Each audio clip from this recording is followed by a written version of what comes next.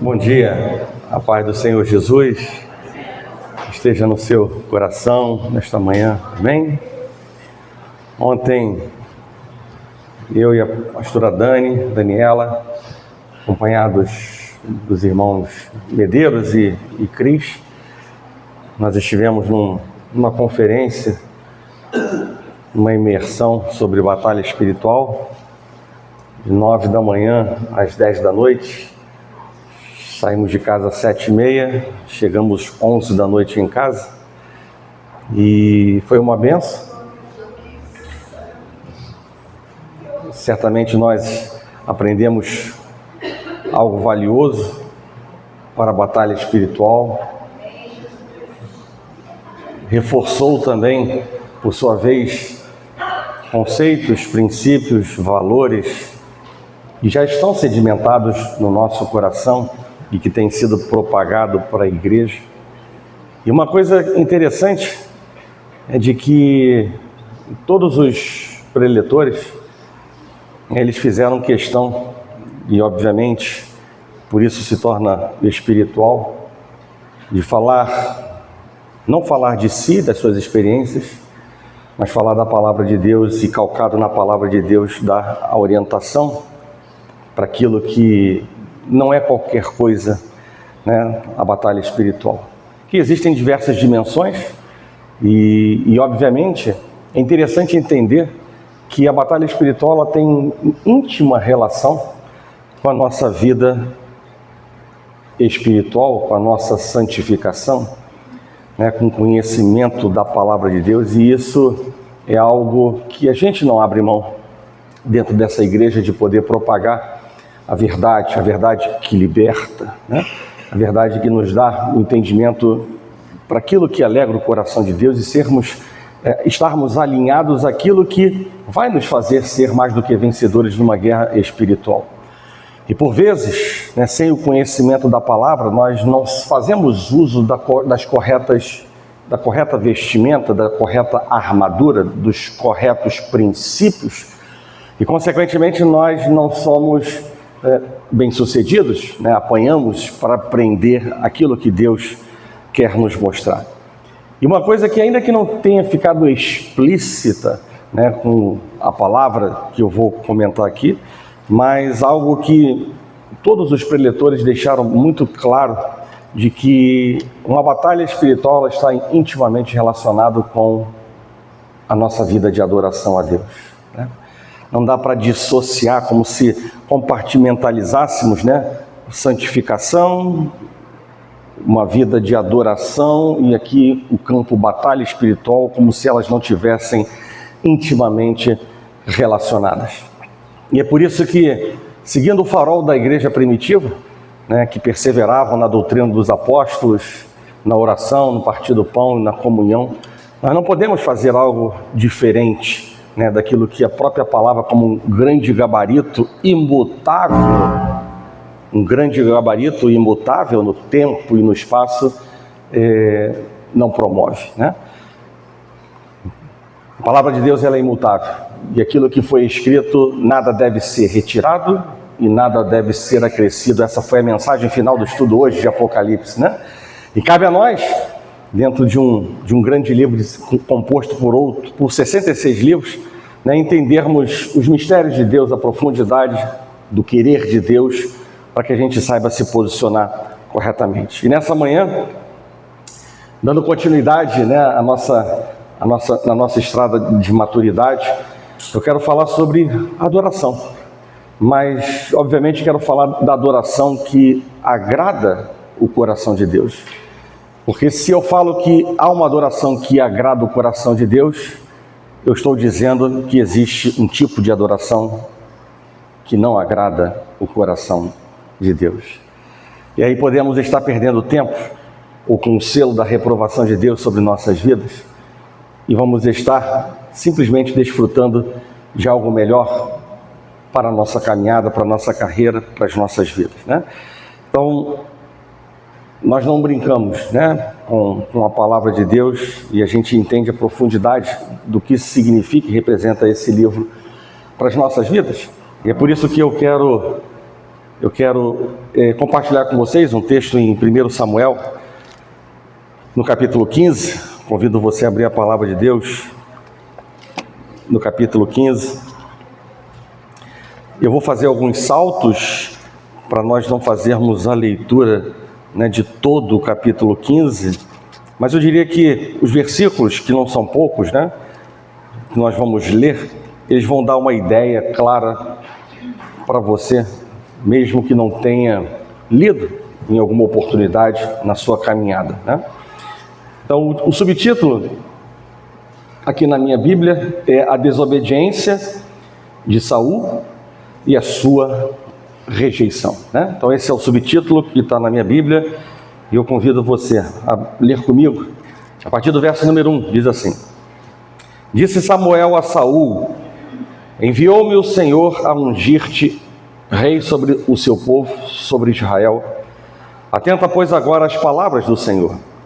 Assim diz o Senhor dos Exércitos: Castigarei Amaleque pelo que fez a Israel, ter se oposto a Israel no caminho quando este subia do Egito. Vai, pois, agora e fere a Amaleque e destrói totalmente a tudo o que tiver e nada lhe poupes.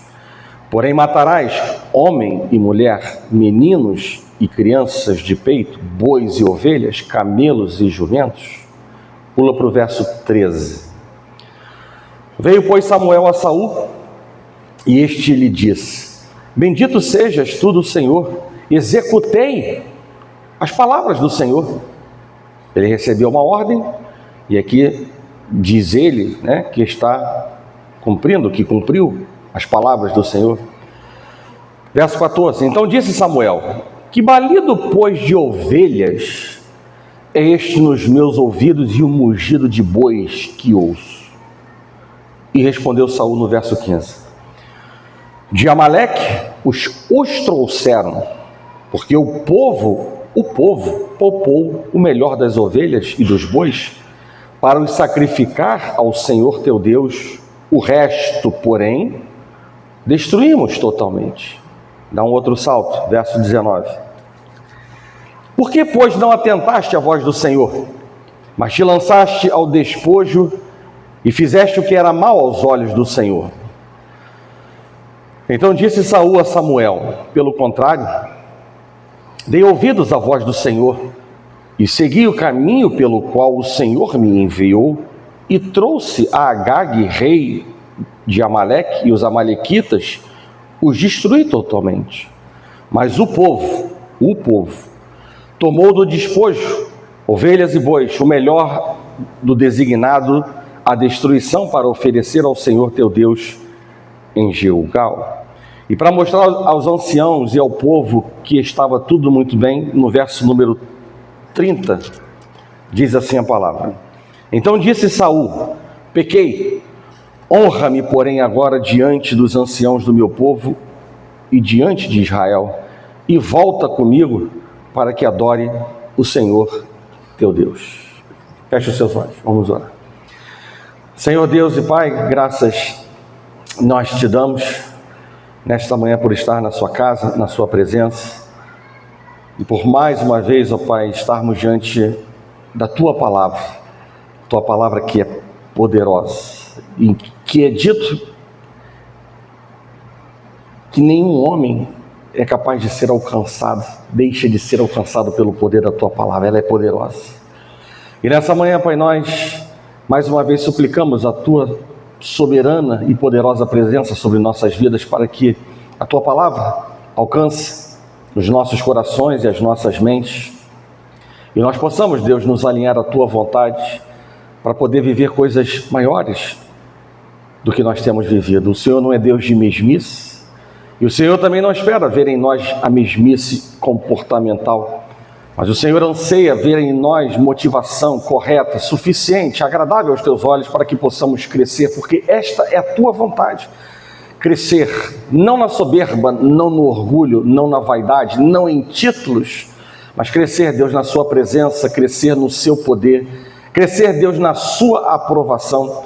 E por isso nós entendemos, Deus, a importância de escutarmos, debruçarmos os nossos ouvidos para ouvir a Tua palavra e, ao mesmo tempo, Deus, sermos saciados das nossas dúvidas e necessidades, os nossos problemas, porque aqui, Deus, nós Te damos liberdade nesta manhã para mais uma vez trabalhar em nossos corações e mentes. E nós declaramos no nome de Jesus que nenhum espírito de confusão, nenhum engodo de Satanás, nenhum sentimento que não procede de fé, nada que seja contrário, Deus, ao Teu querer, podem, Senhor, diminuir, restringir, limitar, desconstruir o que o Senhor tem para fazer nesta manhã. Assim entregamos, ó Pai, os nossos corações.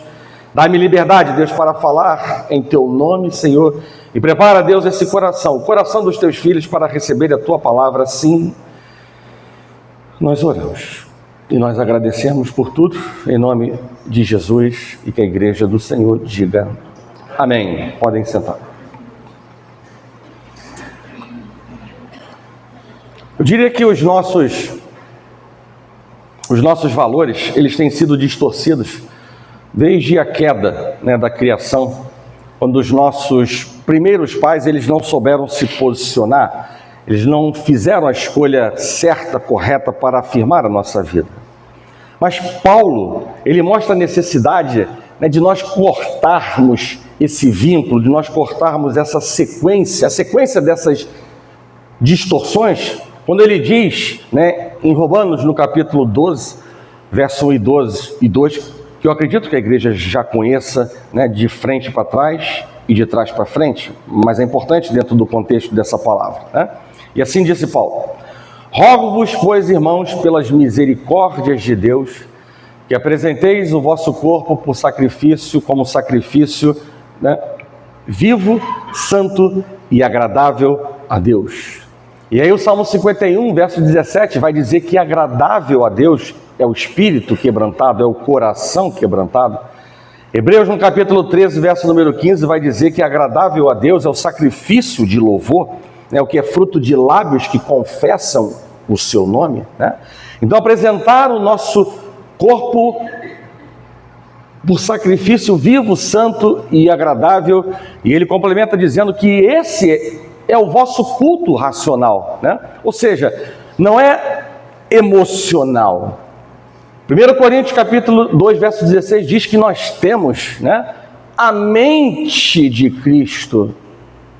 A palavra de Deus não diz que nós temos as emoções de Cristo. Por isso Paulo vai falar que o nosso culto é para ser racional, e o culto racional não é apenas um tempo de cântico que nós temos na igreja, mas a oferta do nosso corpo a Deus na dinâmica da nossa vida. E eu diria que culto sem a conexão, sem conexão com a vida diária, culto a Deus sem conexão diária, com uma vida diária com Deus, não passa de um entretenimento espiritual. Ao invés de ir para o cinema, vem para a igreja. E Paulo diz, continua dizendo no verso 2, e não vos conformeis com este século, mas transformai-vos pela renovação da vossa mente, para que experimenteis qual seja a boa, agradável e perfeita vontade de Deus. E aí quando eu pego o verso número 1 e verso número 2, ou melhor, logo de cara no verso número 1, Paulo ele nos chama a atenção de dois posicionamentos, O primeiro é que a adoração ela tem a sua motivação, ou ela deve ter a sua motivação em quê? As misericórdias de Deus. E as misericórdias de Deus são tudo o que Ele tem nos dado e nós não merecemos. E essa lista é grande. Essa lista passa pelo amor eterno, pela graça eterna, pelo Espírito Santo, pela paz eterna, pela alegria eterna, pela fé salvadora, pelo conforto, pela força, por sabedoria, pela esperança, pela paciência, pela bondade, pela honra, pela glória, pela justiça, pela segurança, pela vida eterna, pelo perdão, pela reconciliação, pela justificação, pela santificação, pela liberdade, pela intercessão. e muito mais. Então, a adoração, ela tem a sua motivação nas misericórdias, ou ela deve ter a sua motivação nas misericórdias de Deus. E o segundo ponto é que a essência da adoração é a rendição. Na civilização competitiva de hoje, nós somos ensinados a nunca desistir, a nunca ceder.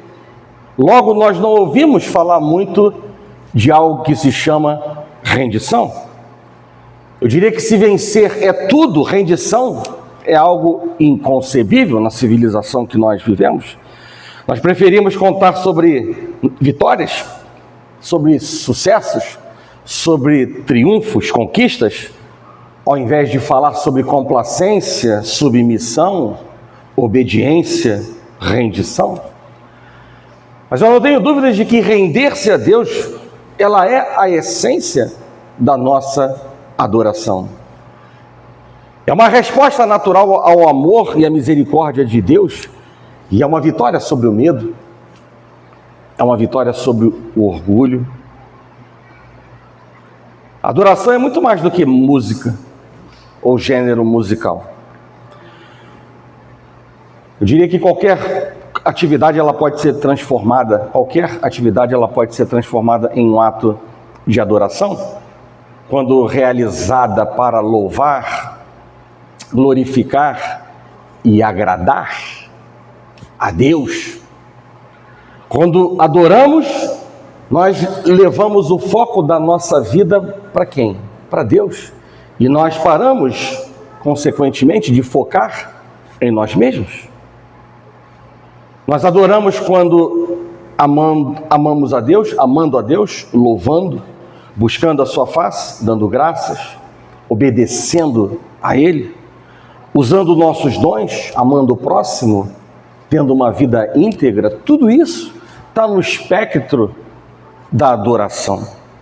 A verdadeira adoração é o resultado da obediência. Obediência à palavra. É resultado da compreensão da vontade de Deus para a nossa vida. Aonde está a vontade de Deus? Na palavra. E ela implica em voltar ao plano básico que Deus ele teve ao criar o homem. Ou seja, o companheirismo com Ele, que começa com a regeneração e ela continua com a santificação, sem a qual diz a palavra que ninguém verá o Senhor. E nesse caminho da santificação, nós deixamos para trás, ou nós precisamos deixar para trás, o relacionamento de aparências e a falta de conhecimento da palavra, porque são verdadeiros empecilhos, eu diria, para a adoração. O relacionamento de aparências não é algo que tem a aprovação de Deus. E se não tem a aprovação de Deus, é um limitador para a nossa adoração, para uma comunhão e intimidade com Deus. Isaías 29, verso 13 diz: este povo se aproxima de mim e me honra com os lábios e com a boca, mas o coração deles está longe de mim, não há pecado encoberto. Nós servimos a um Deus que sonda e nos conhece por inteiro, que vê mais do que além do exterior, do externo, e complementa dizendo: o seu temor para comigo consiste em mandamentos de homens, aprendidos de forma mecânica, né? Ou seja, esse tipo de adoração para Deus, matematicamente, equivale a zero. É uma adoração que não significa nada. Para Jesus, essa adoração equivale a zero. Você pode fazer quantas ações quiser e ir a quantos cultos quiser e nunca adorar, se tudo for externo e não estiver acontecendo em seu coração, no nosso coração, o que estamos fazendo para Deus. Nessa mesma linha, Deus ele usa o profeta Amós para dizer o seguinte, lá no capítulo 5, verso 21 e 23. Olha o que Deus diz: aborreço Desprezo as vossas festas e com as vossas assembléias solenes não tenho nenhum prazer. Afasta de mim o estrépito. Afasta de mim o estrépito. Ou seja, afasta de mim o barulho dos teus cânticos, porque não ouvirei as melodias das tuas liras. Ou seja, Deus ele deixa claro de que não suporta a iniquidade associada ao ajuntamento solene. O povo ele vinha até a presença de Deus, ele cultuava a Deus, mas não mudava a sua vida, não mudava o estilo de vida, os seus pensamentos, as suas ações, as suas decisões. Apresentava-se diante de Deus coberto de pecados e sem arrependimento, pensando talvez que bastava cumprir os rituais e tudo estaria resolvido. E esse povo aparentemente participava com animação de todos os trabalhos religiosos, fossem festas, convocações, solenidades, e ainda era um povo muito dado à oração, mas uma oração altamente emotiva. Mas Deus disse que em hipótese alguma ouviria, porque estavam diante dos olhos e dos ouvidos de Deus mãos contaminadas e certamente orações vazias. Eram hipócritas. Irmãos, muitas práticas externas nos cultos, focados na forma e não na essência, não fazem parte essencial da adoração bíblica. Agradam mais ou tão somente ao auditório ou aos dirigentes do que a Deus. E aí a gente precisa estar preocupado de no mínimo perguntar a Deus se por acaso o que estamos fazendo está agradando a Deus. Afinal de contas, o culto é para Deus, a adoração é para Deus. Não há limites no que se refere a quão longe algumas igrejas avançaram e avançarão no propósito de se tornarem, sabe o quê? Entre aspas, relevantes e modernas em seus olhos. Quantas igrejas estão optando por um estilo de culto turbulento, agitado, barulhento, emocional, destituído daquilo que Paulo falou, do sentido racional. Quantas igrejas estão com porta aberta? Hoje falamos no estudo de Apocalipse, a igreja tem que ser uma porta aberta, no sentido de que é o hospital para todos entrarem, mas não para tudo entrar. E quantas igrejas hoje estão decidindo pela porta larga? Não há unção, mas sobra emoção. Não há verdade, mas interesse na avaliação da plateia. Não há poder de Deus, mas gritaria dos homens. Não há culto a Deus, mas sim um show para homens. Não há reverência e temor e sim vaidades. Não existe uma atmosfera espiritual, mas uma atmosfera superficial e carnal. Não há uma verdadeira adoração, mas sim uma adoração mecânica que Deus despreza. E a adoração, como foi dito ontem para nós, é uma questão, não é uma questão de performance diante dos homens. A adoração é sinceridade diante do Deus a quem nós servimos.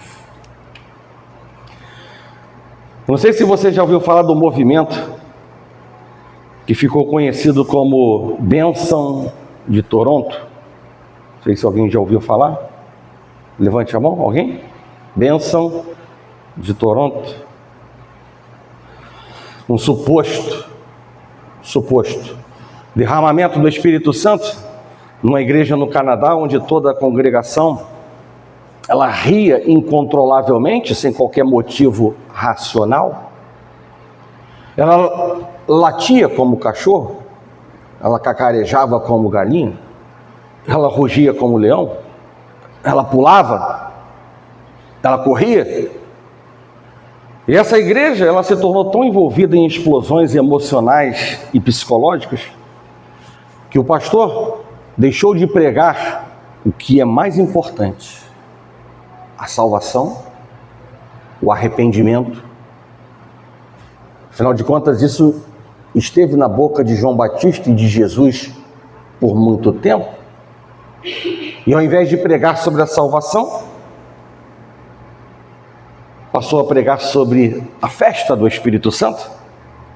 Ou seja, numa demonstração clara de que as experiências tinham maior autoridade do que as Escrituras.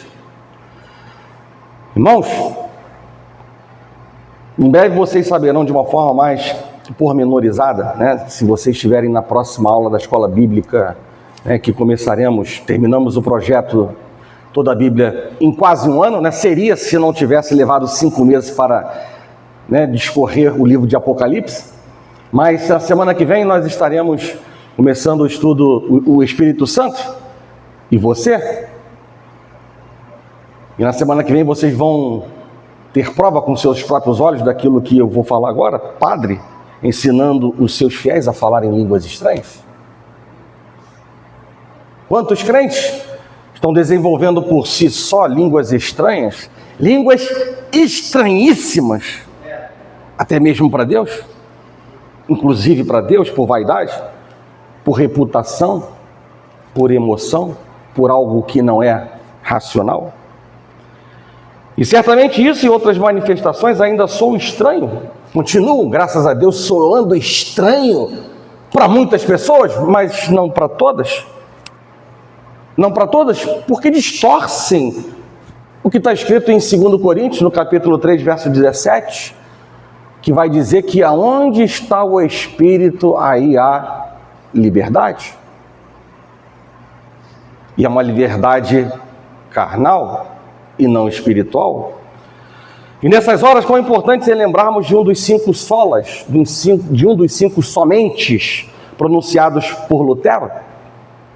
Sola Escritura, ou seja, a suficiência das Escrituras, tem de nos estimular a continuar reformando as igrejas, a regular nossos cultos de acordo com as normas bíblicas e a desejar intensamente ser pessoas que adoram a Deus em espírito e em verdade.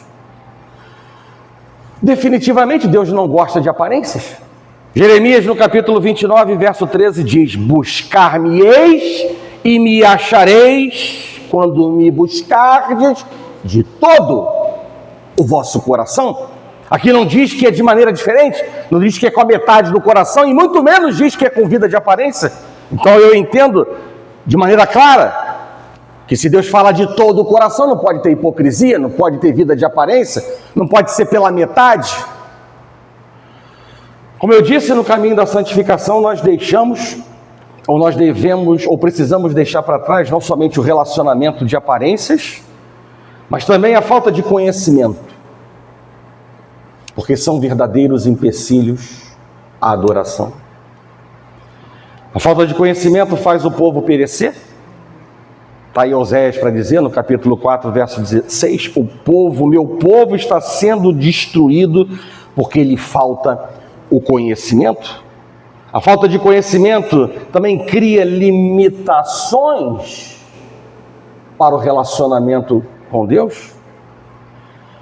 O Evangelho de João, no capítulo 4, ele relata um encontro muito bonito entre Jesus e uma mulher samaritana.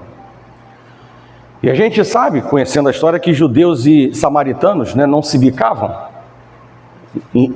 E sabemos que os samaritanos têm a sua origem nos judeus, que se misturaram, né, com colonos estrangeiros vindos de outras partes do Império Assírio, e eles não se bicavam, eles não conversavam uns com os outros, porque eles se tornaram povos rivais. E também naquela época, as mulheres eram consideradas inferiores aos homens, e Jesus, ele sabia de tudo isso. E ele ignora todas essas circunstâncias por considerar e tratar as pessoas de maneira igual, não faz acepção de pessoas. E essa mulher lhe indagou nesse encontro, dizendo assim, perguntando para ele: Jesus, como é que, sendo tu judeu, você pede de beber a mim, que eu sou uma mulher samaritana?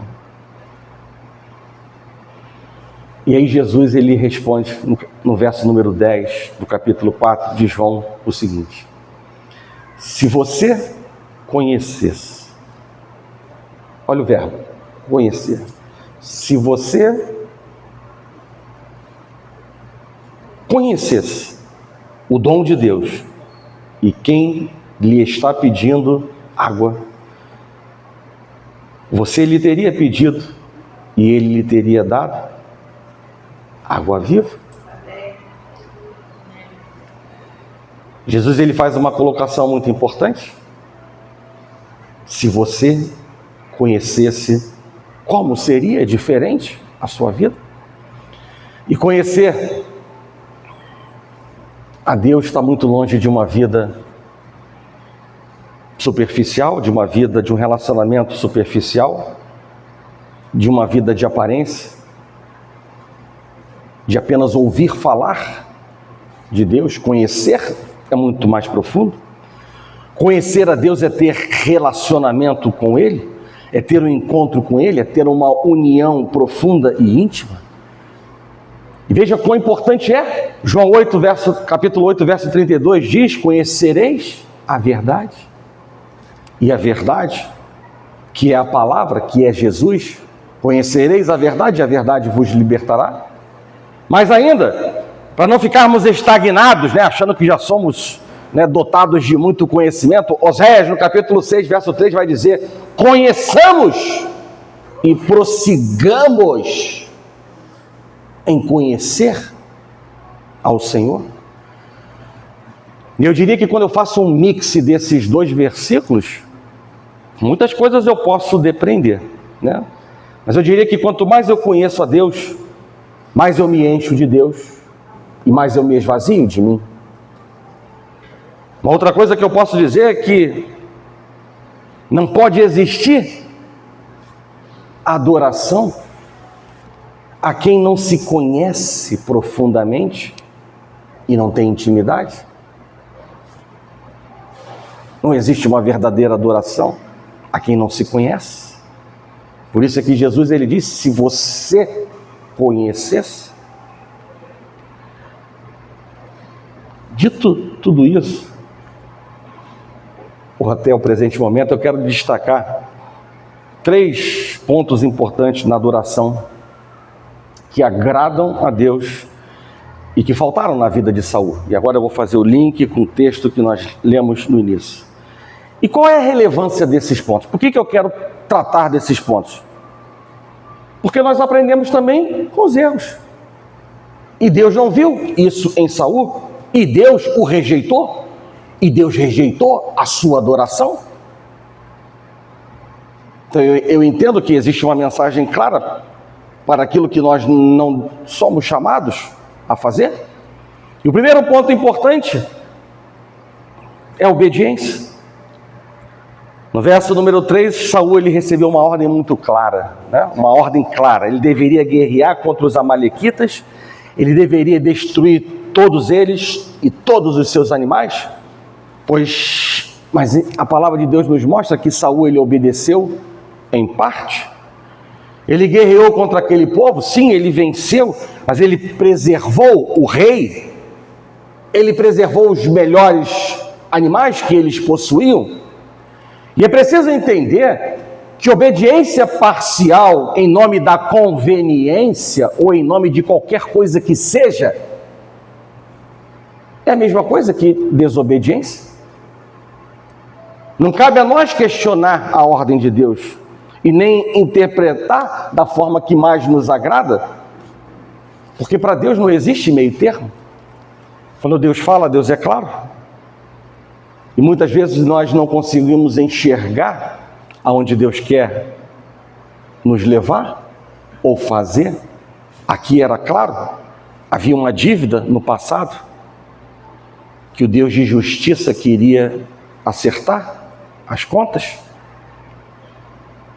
E ele queria dar fim a tudo. E esse homem, que era rei, autoridade entre os homens, optou por não o fazer. Já no versículo 21 que lemos, Saul ele quis fugir da sua responsabilidade, dizendo que o povo é que o pressionou a trazer os animais para sacrificar ao Senhor.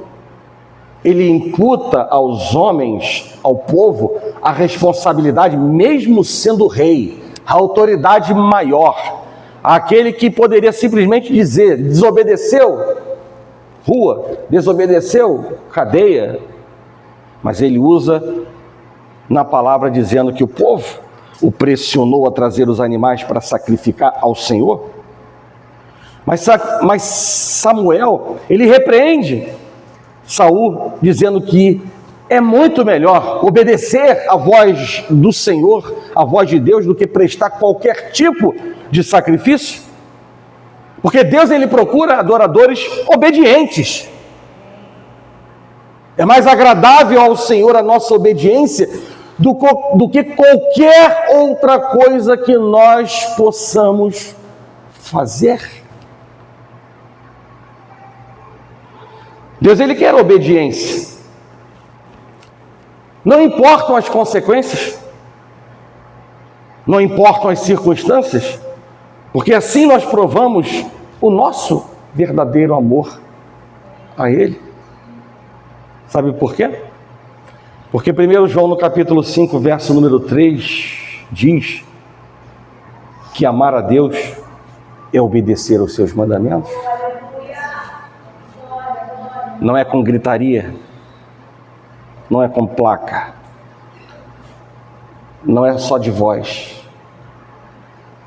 é por ação, pelo testemunho. Obediência é algo que Deus não abre mão para uma verdadeira adoração. Então não limite a sua adoração a Deus, ou não perca tempo na sua adoração de Deus, deixando de cumprir um elemento, um pilar basilar do seu relacionamento com Deus. O segundo ponto é a verdade. No versículo número 13 que lemos, Saul é procurado por Samuel e ele simplesmente mente. Como muitos dentro das igrejas ainda fazem com a maior naturalidade, dizendo que havia executado a ordem de Deus. E eu pergunto para você, a quem Saul queria enganar? Ao profeta de Deus? Ao próprio Deus que é onisciente, onipresente, a quem todas as coisas, diz a palavra, que estão descobertas e patentes aos seus olhos? E aí eu faço trago para a sua autorreflexão. Será que é isso que Deus merece com a adoração dos seus filhos? Sermos vasos de mentira, de aparência, de vergonha? Definitivamente, eu entendo que não é isso que Deus anseia.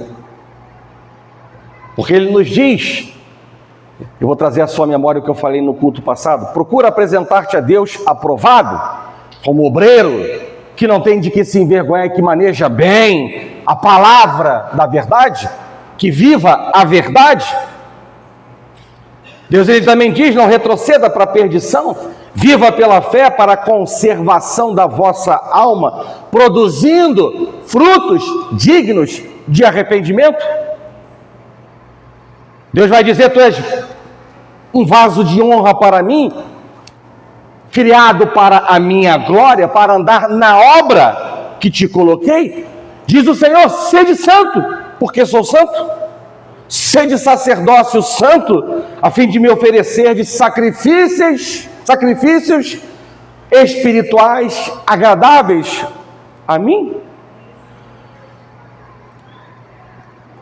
E o que a palavra de Deus nos mostra aqui, o testemunho negativo de Saul, ele tem um propósito muito claro para as nossas vidas, já que a palavra, 2 Timóteo no capítulo 3, verso 16, diz o seguinte: diz que toda escritura é inspirada por Deus, e ela é útil para o ensino, ela é útil para a repreensão, ela é útil para a correção, ela é útil para a educação na justiça, a fim de que o homem de Deus seja perfeito e perfeitamente habilitado para toda boa obra. Então, o testemunho negativo de Saul, ele tem propósito, sim, para as nossas vidas.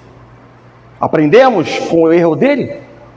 E algumas vezes nós somos parecidos com Saul. Falta também verdade na nossa adoração. Falamos, cantamos e agimos como pessoas que têm intimidade com Deus, que vivem em santidade, mas que não passam de ações sem legitimidade, que não alegram o coração de Deus, que não passam de louvores, que não sobem até a sala do trono da graça de Deus. Outras vezes até choramos, seja porque somos confrontados ou tocados, sem que isso expresse um verdadeiro arrependimento na nossa vida. Igreja, somos chamados a ser soldados de Cristo, para satisfazer aquele que nos arregimentou, para vestir a correta vestimenta da santidade, para viver a verdade, porque Jesus, que habita em nós, Ele é a verdade. A palavra que nos alimenta é a verdade. Então o que Deus espera de nós é vivermos a verdade. E é na verdade que haverá uma verdadeira adoração a Deus. Não dá para nós dissociarmos determinadas coisas na nossa vida espiritual da palavra de Deus. Tudo converge para a palavra de Deus, para a edificação na palavra de Deus. A nossa adoração, ela precisa obedecer ao seguinte princípio básico que veio decorrente dessa conversa entre Jesus e a mulher samaritana. Então, no mesmo capítulo 4 do Evangelho de João, um pouquinho mais avançado, no versículo 23, está escrito: olha o princípio básico que nós precisamos viver, uma adoração que agrade a Deus. Mas vem a hora, e já chegou, em que os verdadeiros adoradores adorarão o Pai em espírito e em verdade. Não é pela carne e não é de aparência. E ele complementa dizendo: porque são estes que o Pai procura para seus adoradores.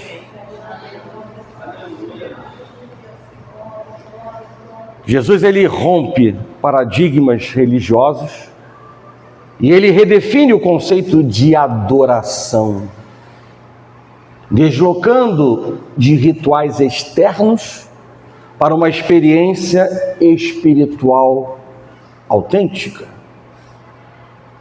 E Jesus disse para a mulher samaritana, nessa conversa, ele deixou claro para essa mulher e para nós o que adoração não é.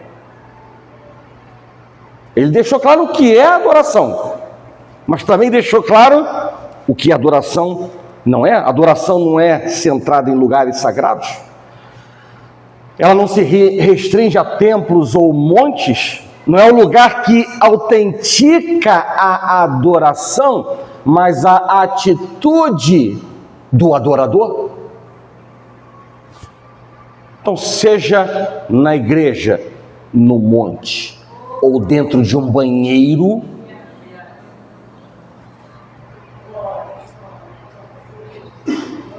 não faz diferença para Deus. A adoração não está centrada em lugares sagrados. A adoração não pode ser sem entendimento. Os samaritanos adoravam o que não conheciam. Havia uma liturgia desprovida de entendimento. Havia um ritual vazio de compreensão. Por isso a importância da palavra de Deus, de conhecer a palavra de Deus, entender os princípios bíblicos que estão na verdadeira adoração. A adoração não pode ser descentralizada de Cristo, é outro ensinamento que ele passa para nós. Os samaritanos adoravam, mas não conheciam com C maiúsculo o Messias. Cristo não era o centro do culto dessas pessoas. Nossa adoração será vazia se Cristo não for o centro. A nossa adoração, matematicamente falando, será igual a zero se Cristo não for o centro dessa adoração.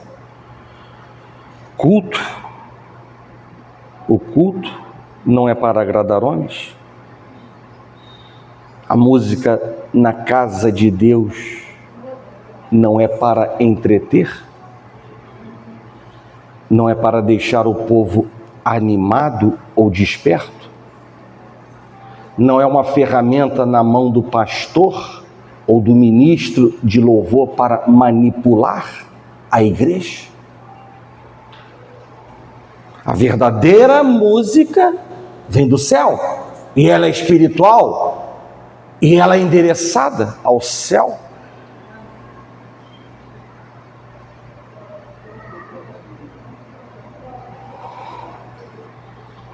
Mas Jesus também disse para a mulher samaritana o que adoração é. Ele disse que não era, mas ele diz o que é. Ele diz que a adoração precisa ser bíblica, no verso 24. O nosso culto é bíblico ou é anátema? Traduzindo, ou é rejeitado? O nosso culto a Deus é bíblico ou ele é rejeitado? Deus, ele não se impressiona com pompa, ele busca a verdade no íntimo. Não basta dizer sou apaixonado por ti, não basta dizer Senhor, te quero mais do que tudo, porque a palavra diz que ele procura verdadeiros adoradores e não homens e mulheres apaixonados. E uma outra coisa que Jesus ensina é que a adoração precisa ser sincera, ela precisa ser em espírito, ou seja, de todo o coração, precisa ter fervor, não é um culto frio, árido, seco, xoxo, sem vida. Adorar em espírito e em verdade significa a verdadeira adoração. E ela ocorre quando o nosso espírito, ela está em sintonia com Deus, impulsionado pelo Espírito Santo de Deus. A adoração deve ser guiada pelo Espírito Santo de Deus. E quando essa adoração ela é fundamentada na verdade da sua palavra, ela se torna verdadeira. Não se trata apenas de rituais exteriores, mas de um culto que nasce de um coração transformado e sincero. Igreja, muitos estão procurando melhores métodos. Deus, porém, está procurando melhores homens, mulheres. Deus, ele não unge métodos. Deus, ele unge homens.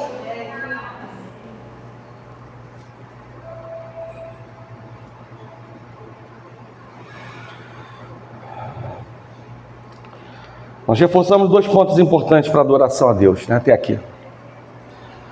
A obediência e a verdade. O terceiro importante ponto está no verso número 30. Saul, ele diz ao profeta que realmente pecou. Até aí parece que ele está 100% sendo aprovado por Deus. Mas que ele o acompanhasse diante dos anciãos e do povo para adorar ao Senhor. E pelo que nós vemos, Saul, ele não se arrependeu de verdade. Ele não queria adorar ao Senhor de verdade. O que ele queria mostrar era aos anciãos e ao povo que estava tudo bem. E mais uma vez nós estamos diante de alguém que está vivendo uma vida de aparência. Mas o Senhor nos diz nessa manhã que o que Ele realmente busca em nós, além dos pilares da obediência e da verdade em nossa adoração, para que Ele se achegue a nós, para o conhecermos melhor, para nós termos intimidade com Ele, se chama motivação correta. Algo que falamos também no domingo passado. Motivação correta, já que Ele vê aquilo que o homem não vê, e nem mesmo o diabo pode ver, que é o nosso coração. Saul, ele enganou o povo, mas ele não enganou a Deus, e nem mesmo ao profeta Samuel, porque o Senhor lhe revelou. E assim acontece conosco, igreja. Nós podemos até enganar o nosso irmão, um ente querido, mas não o Senhor. E nem mesmo aqueles a quem Deus revela, aqueles que têm discernimento espiritual. Muitas vezes nos preocupamos mais com os pormenores do que com o principal. Mas o Evangelho de Mateus, no capítulo 6, verso 33, vai nos dizer: buscai, pois, em primeiro lugar, o seu reino e a sua justiça, e todas estas coisas vos serão acrescentadas. E dentro desse contexto, todas essas coisas, do verso 33, tem relação direta com o verso 31, num questionamento que é dito: que comeremos? Que beberemos? Ou com que nos vestiremos? Então o contexto é esse. A resposta no verso 33 está lá: buscai, pois, em primeiro lugar o seu reino e a sua justiça, e todas essas coisas. Que coisas? O que comer? O que beber? O que se vestir? Mas eu creio que quando nós buscamos em primeiro lugar o seu reino e a sua justiça, também vem a reboque sabedoria, conhecimento, capacitação, intimidade, renovo, alegria, força, aprovação, uma adoração que agrada a Deus. O objetivo da adoração é agradar a Deus. O objetivo da adoração é agradar a Deus. Quando adoramos da maneira que Ele orienta, nós somos beneficiados espiritualmente. Muitas vezes nós vamos à igreja, estamos na igreja, participamos de um culto e saímos como se nada tivesse acontecido. E a pergunta fica: será culpa de Deus? Será culpa do dirigente do culto? Ou será minha culpa? E essa é uma pergunta que não tem consenso, que gera muita discussão. Mas eu diria que o certo e seguro é que se o culto, a adoração for agradável a Deus, Deus, ele se torna agradável ao adorador. Salmo 37, verso número 4 diz: agrada-te do Senhor, e Ele satisfará os desejos do teu coração. A adoração nos leva à intimidade, nos conduz ao quebrantamento, nos torna mais sensíveis para ouvir a voz de Deus. Igreja, adoração não faz parte da vida cristã, e eu não estou falando nenhuma heresia. A adoração não faz parte da vida cristã, ela é a própria vida cristã.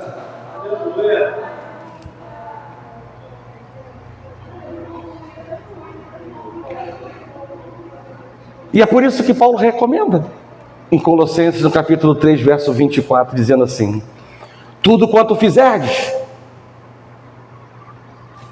tudo é tudo, fazei-o de todo o coração, como para o Senhor, e não para homens, cientes de que recebereis do Senhor a recompensa da herança. A Cristo, o Senhor, é quem estais servindo. E por conta da onipresença e onisciência de Deus, a vida do cristão, ela não pode estar dividida entre sagrado e profano. Se estamos diante de um Deus que é onisciente, e onipresente, não podemos viver uma vida regada com o santo e o profano, o sagrado e o profano. Em determinados momentos e lugares, vida sagrada. Em outros, vida profana. Somos templos do Espírito Santo, preparados para o servir, separados para a boa obra, a qual Deus de antemão diz na sua palavra que preparou para que nós, não é só o pastor não, nós, a igreja, ande. Nós somos feitura dele, para ele, cujo fim supremo e principal é glorificá-lo. Romanos no capítulo 11, fechando a palavra, Romanos no capítulo 11, verso número 36 vai dizer: porque dele, e por meio dele, e para ele, são todas as coisas. Porque dele, por meio dele, e para ele, são todas as coisas. Por isso a mensagem que eu deixo para a igreja, com base nesses versículos que acabamos de escutar: faça tudo para a glória de Deus. Seja a sua adoração agradável a Deus. Porque quem vai desfrutar desta adoração é você mesmo.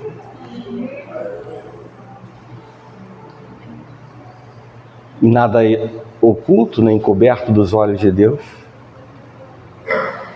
Deus sabe de todas as coisas, nos conhece como um Deus de detalhes. Quem nós somos? Quais são os nossos produtos? Qual é o nosso testemunho? Quais são os nossos frutos? E obviamente que Deus vai reagir e abrir as comportas dos céus tão somente com aquilo que seja coerente, com atitudes que sejam coerentes com aquilo que está escrito na palavra de Deus. E se você quer ser um adorador em espírito e em verdade, não abra mão do que foi dito aqui. Obediência, verdade e motivação correta. Deus está nos chamando a um novo tempo.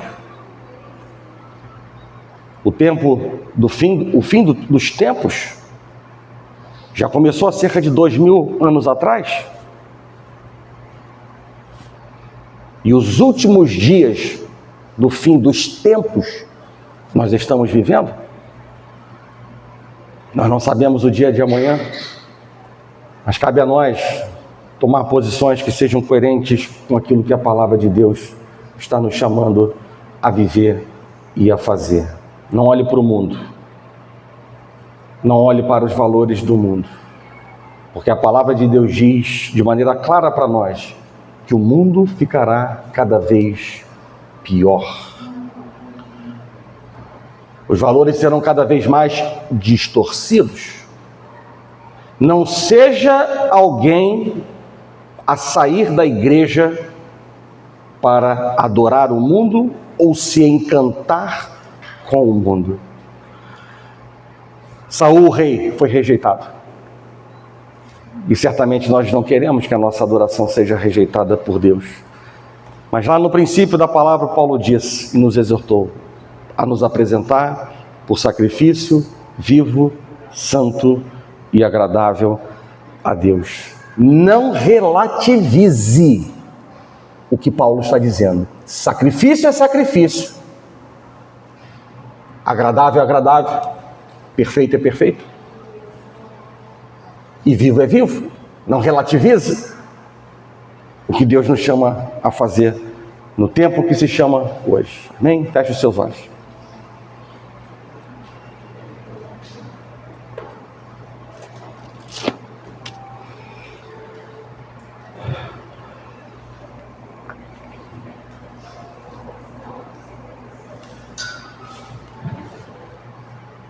Senhor Deus e nosso Pai,